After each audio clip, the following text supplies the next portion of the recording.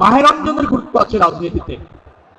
একজন ছাত্র মুসলিম সারাটি বছর কিভাবে চলবে, কি করবে, কিভাবে ভাববে, সেই প্রশিক্ষণ মাস হচ্ছে মাহে রমজান। আমরা এই মাহে রমজানের শিক্ষায় নিজেকে আলোকিত করি, সেই শিক্ষায় নিজেকে নিবেদিত করি, এটা কিন্তু আমাদের গুরুত্বে থাকা উচিত। ঢাকা কলেজের সভাপতি বেশ কিছু দাবি করেছে, এটা যেহেতু আমারই আসনের মধ্যে, এগুলি আমার নজরে আছে, আমলে আছে, ডেফিনেটলি সেটা সমাধান করার ক্ষেত্রে কোনো কার্পণ্য থাকবে না, অগ্রাধিকারের ভিত্তিতে এগুলি আমি সমাধান করবো ইনশাআল্লাহ।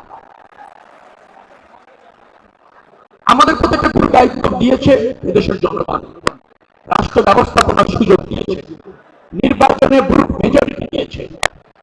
এই রাষ্ট্র ব্যবস্থাপনা যদি আমাদেরকে সফল হতে হয়, জনবান্ধব করতে হয়, রাজনীতিকে যদি জনকল্যাণের করতে হয়, তবে আমাদের কিন্তু বেশ কিছু জায়গায় পরিবর্তনের প্রয়োজন আছে। যে রাজনীতি বিদ্যমান আছে তার আচরণগত অথবা অনুশীলনগত পরিবর্তন দরকার, এবং আমি বিশ্বাস করি ছাত্র দলের ছেলেদের মধ্যে দিয়ে সেটা প্রতিষ্ঠিত হবে। বিশেষ করে ঢাকা কলেজ একটা ঐতিহ্যবাহী কলেজ, এখান থেকে অনেক জাতীয় নেতা ব্লুমিং হয়েছে এবং তারা আজকে বাংলাদেশ বিনির্মাণে ভূমিকা রাখছে। এ প্রজন্মের এখনকার যারা শিক্ষার্থী, যারা ছাত্র দলের সাথে যুক্ত অথবা ছাত্র দলের সাথে যুক্ত না এমন মেধাবী ছাত্র যারা আছেন, তারা কিন্তু দেশটাকে ধারণ করবেন।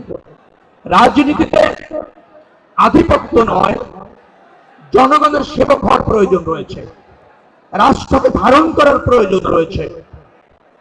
নিজের অবস্থান এবং পাল্লা ভারী করার চেষ্টা না করে দলকে জনগণের সামনে আমরা রিপ্রেজেন্ট করি, দলের পক্ষে জনমত গঠন করি, যে অঙ্গীকার নিয়ে বা যে ইস্তেহার নিয়ে আমরা ক্ষমতায় এসেছি, জনগণ আমাদেরকে নির্বাচিত করেছে, সেই জন আকাঙ্ক্ষা যেন প্রতিষ্ঠিত করি, এবং সেটা করতে গিয়ে ছাত্রদের দায়িত্ব রয়েছে।